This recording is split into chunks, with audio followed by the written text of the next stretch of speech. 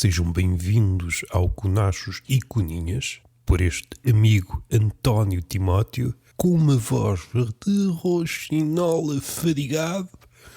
Minto-vos, como é costume, é o túnel de vento conduzido por esta figurinha chamada Roberto Camito, com uma vontade de mudar o mundo, mas o seu, o interior, cagada após cagada, lá o tem feito habilmente. Como é que vocês estão? Mais um de improviso, sem cortes, pois o tempo não está para minudências. É graúdo e grosso todo a tombar-vos nas costas com um peso monumental e depois apresentam-se ao vosso ortopedista terapeuta. Meu amigo, eu não aguento este peso. É existencial ou não? A minha balança não consegue diferenciar. E se eu não posso acreditar numa balança pretensamente inteligente, de que é que me vale? E atira a balança, como eu vi nos Looney Tunes. Não tenho bigornas, não tenho pianos. Eu vivo numa sociedade estética. Vai a balança. E a balança para na cabeça de um gordo. Ele, e este é o meu chapéu.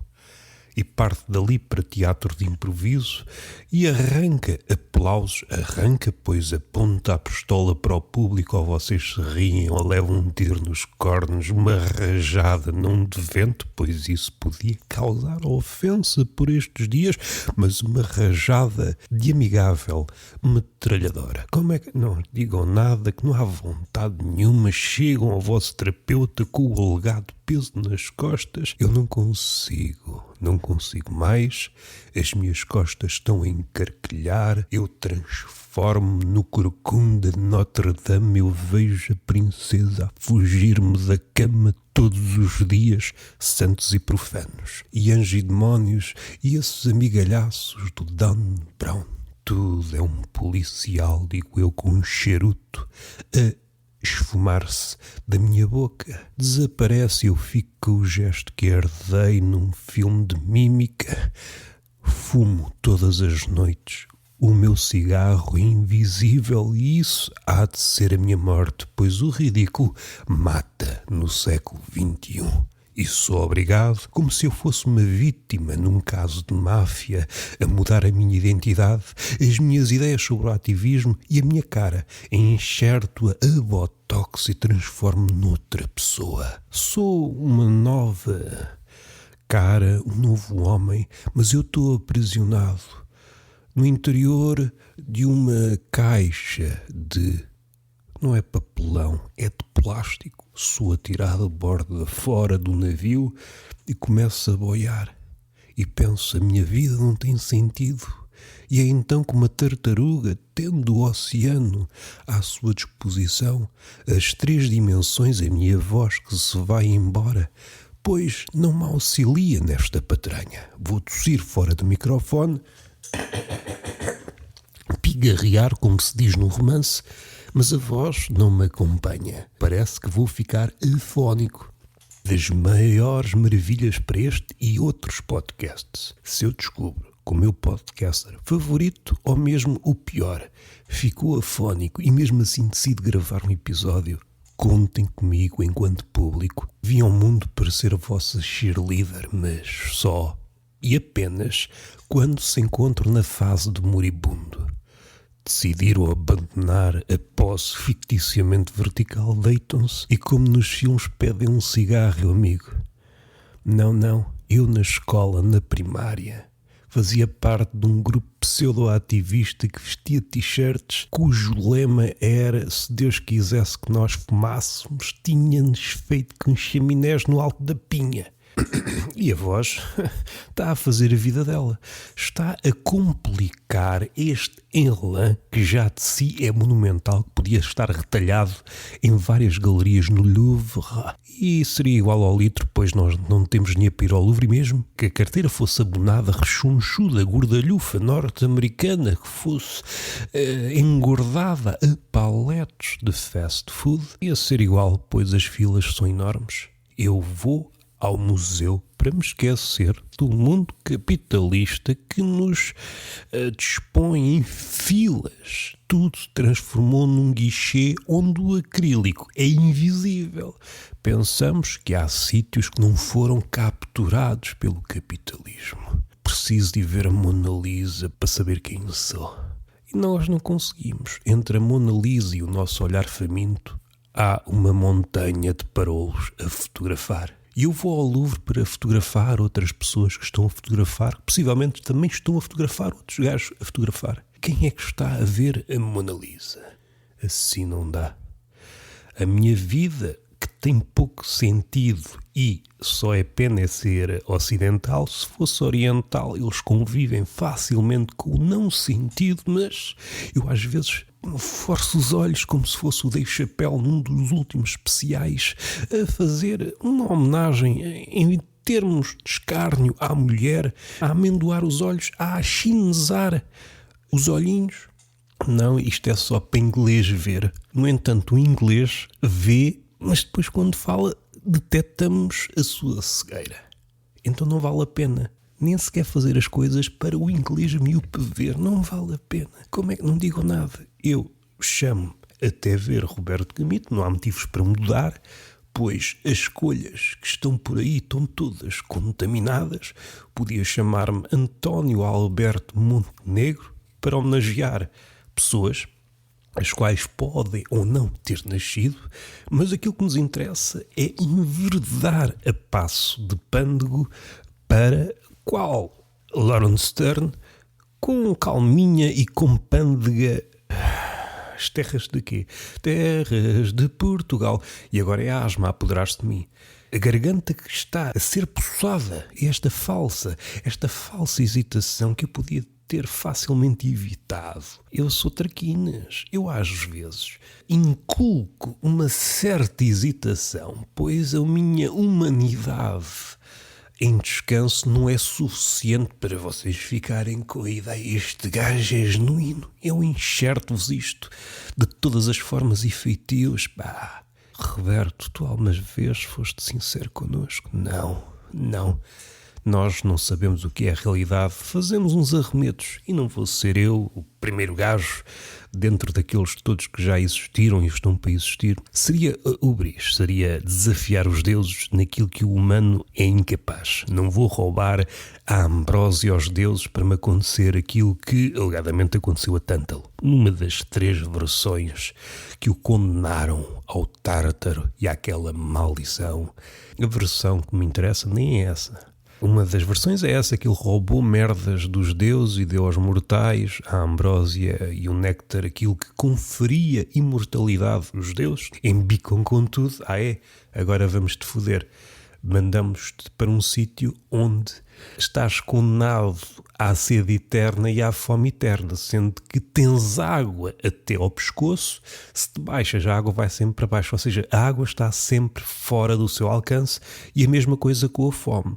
Tem frutos a uma distância de lançar o braço, frutos, peras, tudo o que vocês possam imaginar, um belo cabaço de fruta, mas assim que estica a mão, os frutos leva-os o vento e as palavras, e vive neste constante tormento. É uma espécie de Sísifo de cabaz alimentício, mas às vezes tem água até ao pescoço e tem sede. Assim que me baixo, a água vai-se embora e a fruta é a mesma coisa. Quantas vezes, e agora vou mudar o tom para me interpretarem maliciosamente, quantas vezes é que a fruta está à distância de uma mão aberta e a fruta continua a esquivar-se do nosso apetite e estamos condenados a este tártaro. O que é que fizemos aos deuses? Uma das versões reza assim: Tântalo, para pôr à prova a omnisciência dos deuses, pensa: não, vocês andam muito a aldrabar as pessoas, vocês não sabem tudo como alegam. O que é que eu vou fazer? Vou assar o meu filho para provar que vocês não sabem o que é que está e comem gato por lebre ou carneiro por pessoa. E lança aquele pitel. Deméter come. Porquê? Porque estava a pensar na sua filha Perséfone, que tinha sido raptada por Hades, ainda trincou um bocado daquilo que seria o ombro do filho do Tântalo, mas os outros deuses deram logo conta porque não tinham filhos para pensar. Uma mensagem muito bonita, Uma mãe, quando está a pensar num filho, não tem cabeça para mais nada. A mitologia grega, neste tipo de minudências, não dá hipótese nenhuma. Zeus e a malta, não, tu estás fodido connosco. Estás fodido, querias enganar-nos. Vais já para o Tártaro, queres dar-nos comida? Pensas que a gente não... O que é que há mais aqui para dizer? Entretanto, o filho foi trazido à vida novamente por Zeus, tirando a parte do ombro que foi comida por Deméter, mas esse ombro foi recauchutado por Hefesto. Ombro amigo, o ombro comido de Deméter. Vamos falar da Europa. Europa, há várias Europas na mitologia grega, mas há uma que me interessa em específico, que calha a ser Ninfa, ou raio que o parta, cobiçada, como não podia deixar de ser, por Zeus ou Júpiter, consoante as cosmogonias. Ora, Zeus como é que se pode dizer, é um fudilhão praticante, que contraria esta ideia. Sempre a seguir estudos que a sustentam, fode-se cada vez menos, e Zeus olha para os números de hoje e pensa, porra, o que é que eu fiz de mal? E ele fodia. Pensa assim, bom, está-me sempre a ver, não é? É lixado e um gajo, bom, vou aqui, a gaja também é esquiva, a Europa, o que quer dizer é olhar ao olho penetrante. Europa, o nosso continente, é o olhar penetrante, o olhar vasto, se quiserem. Um belo epíteto. Zeus transforma-se num touro branco, vigoroso, e aproxima-se da Europa, que estava nas margens de um rio qualquer, onde as ninfas se encontram, ou isso, ou na discoteca, a partir de determinadas noites, verga-se um bocado, mostrando-se dócil.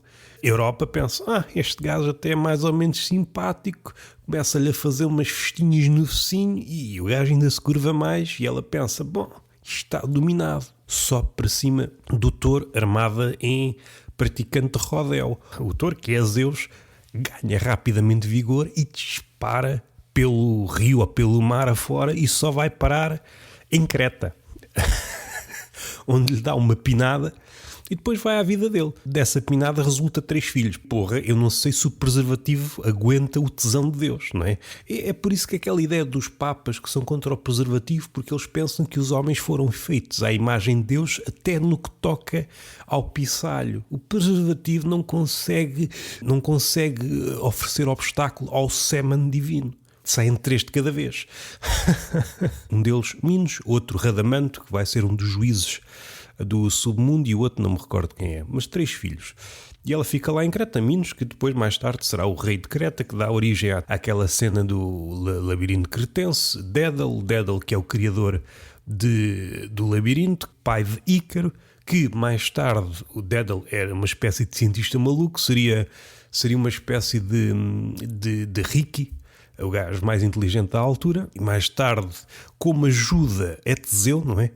Teseu que vai ao labirinto dando-lhe um fio, um novelo, o gajo consegue entrar e sair do labirinto. Minos dá-se conta, meu bandido, tu construíste no labirinto e fodeste-me, o gajo era para morrer lá dentro. Pega em Dédalo e Ícaro, põe os gajos lá dentro, só que ele arranja uma forma de sair, e confecciona umas asas para ele e para o filho, Ícaro, segundo algumas lendas, penas de águia, deve ter ali um simbolismo com Júpiter, Zeus e cera, e diz a Ícaro, nem muito baixo, nem muito alto, ter cuidado com o calor do sol, pode derreter, nem muito baixo, por causa da umidade do mar, pode descolar, ou seja, nem muito alto, nem um bocadinho mais, nem um bocadinho menos.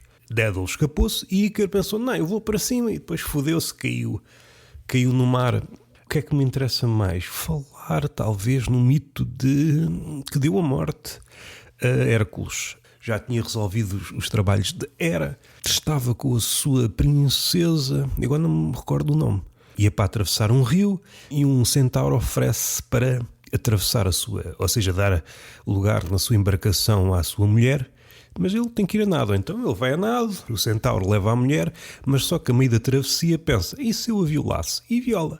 Hércules, que estava do outro lado, já, cabrão, que eu foto mesmo daqui, lança, lá vai ele, matou o centauro, na hora da morte, meu cabrão, meu filho, um gajo já não pode violar como deve ser, e diz palavras de moribundo singularíssimas, olha, minha amiga, é assim, enche-me um frasco com o meu sangue, que isto é um antídoto para a fornicação, quando o gajo sentir que está a perder o tesão, é Viagra de centauro, põe isto em qualquer merda que o gajo vai ganhar outro vigor. E ele, oh meu amigo, eu quero é que ele sinta tesão por mim, porque Hércules, tal como Zeus, só quer é pinar à desgarrada. A partir do princípio, o moribundo diz sempre a verdade. E não é que o gajo enganou.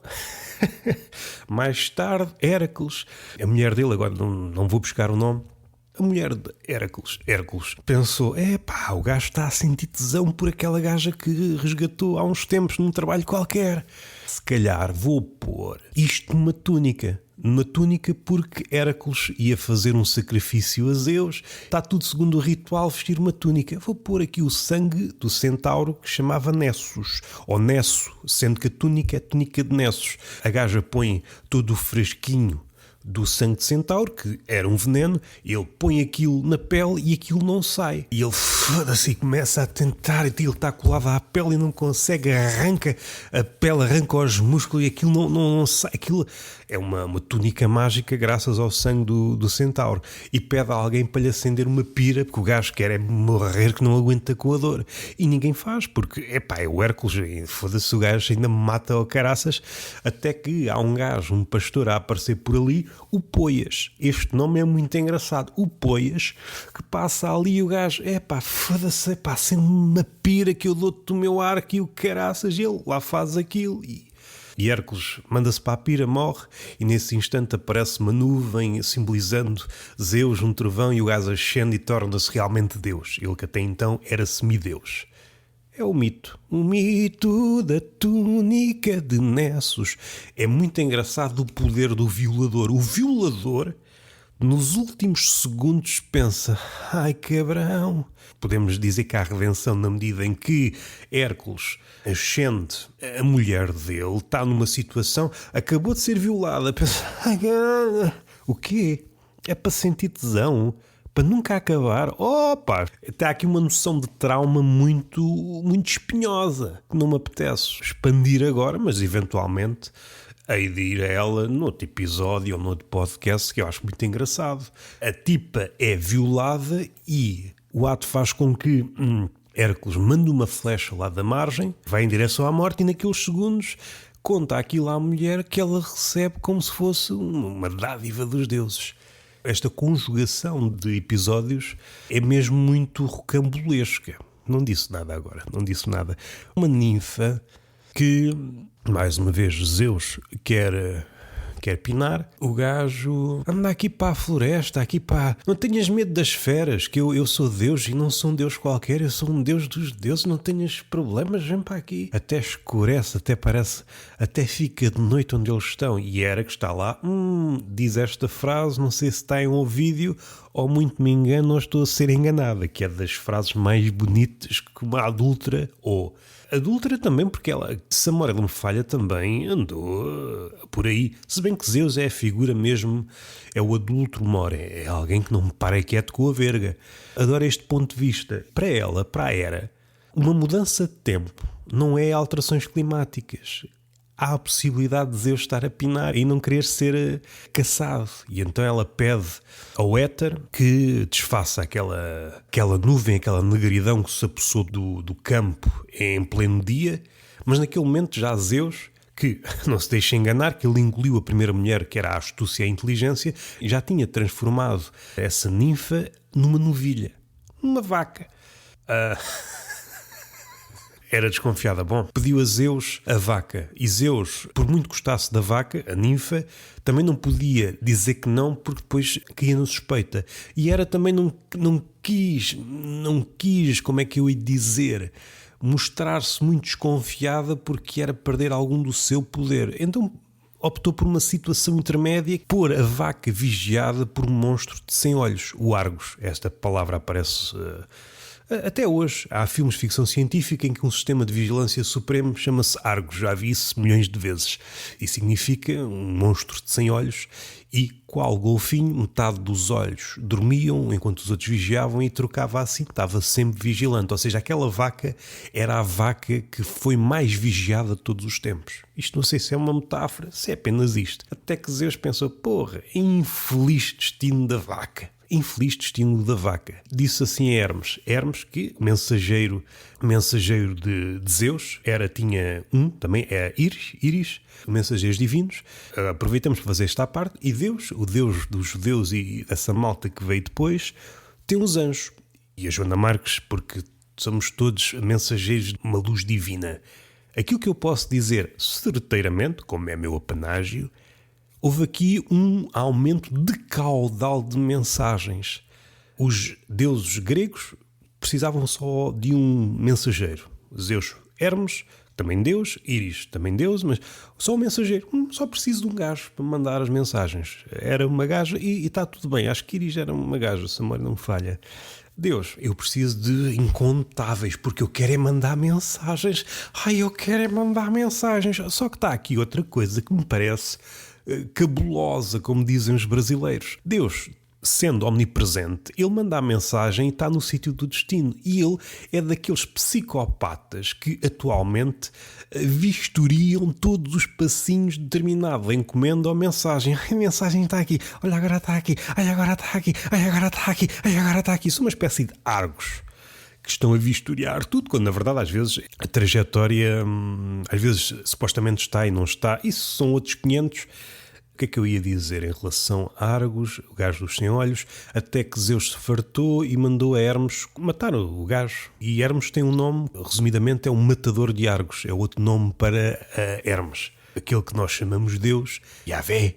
Um lado infantil no que toca às mensagens. Quer mesmo comunicar com toda a gente. Ao passo dos outros, basta-me, eu volto e me mando uma mensagem. Eu acho que é problemático. Se o gajo pode estar em todo o lado, porque isto aqui tem o controlo. Uma coisa absurda neste caso. O gajo manda a mensagem, está em todo o lado, ou seja, vê todos os passos do percurso da mensagem e do mensageiro, ou seja, o mensageiro não se pode enganar e é por isso que há tantos anjos. Aquele anjo é incumbido de uma mensagem e fica despachado mentalmente, exausto. Chega ao destino, o gajo está lá e depois o anjo olha para Deus, mas tu estavas aqui, desde o princípio estava. Mas optei por fazer isto. Ok, tu és louco. Ok, não te posso dizer nada, és mais superior. Não, sou louco.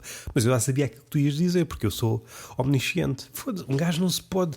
Não me posso esquivar em lado nenhum. Manda-me para o inferno também, que ao menos lá podemos festejar.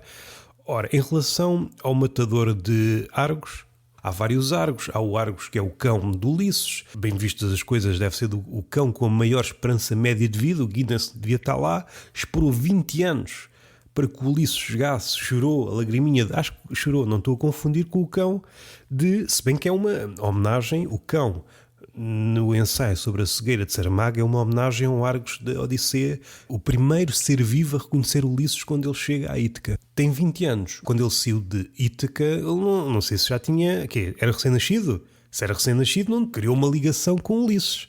Ou seja, é um cão para se atirar pai, que é por uns 25 anos, porra! Ganda cão, e assim que o gajo chega, o gajo fuma-se, estava mesmo à espera, porra, o meu dono nunca mais chega, pô, já posso ir embora, esfumou-se todo, os ossos transformaram-se em pó. Isto já estou a acrescentar. Argos também pode ser do arquiteto que, eu acho que aqui vou-me enganar, que construiu o barco daquela expedição do Jasão e dos Argonautas, que vem daí, não é? Argonautas, que enfrentaram depois as sereias, não confundir, como eu já disse aqui, com as sereias das fábulas. É uma sereia canónica, uma sereia homérica, é metade mulher, metade pássaro. É por isso que as sereias depois se podem afogar. O que aconteceu nessa expedição, Jasão ia dizer astronautas, depois foram para o céu, coitadinhos, paz à sua alma. Nessa tripulação havia Orfeu, o gajo, o artista entre os artistas, e fez uma battle com as sereias. Eu com a minha lira, minha amiga, vou-te foder. E começa ali a dedilhar a lira e venceu as sereias que, diante da derrota, se afogaram, transformaram-se em pedra. Elas não sabiam nadar. Esse era o seu fado. Sabiam que assim que não conseguissem matar marinheiros, iam morrer.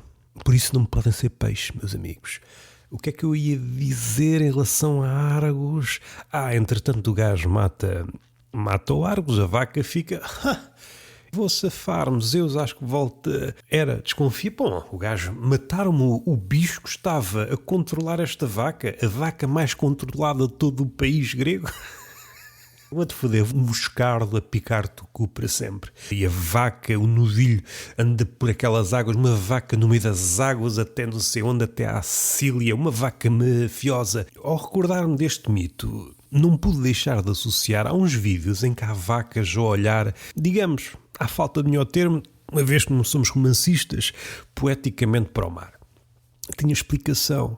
Muitas vezes surgem associadas a legendas. O que é que será que a vaca está a pensar? Eu digo-vos, são vacas que de alguma forma ouviram esta história e estão a pensar: como é que a outra puta atravessou o Mediterrâneo e essa merda toda e foi parar não sei onde? Que raio de uma vaca nadadora!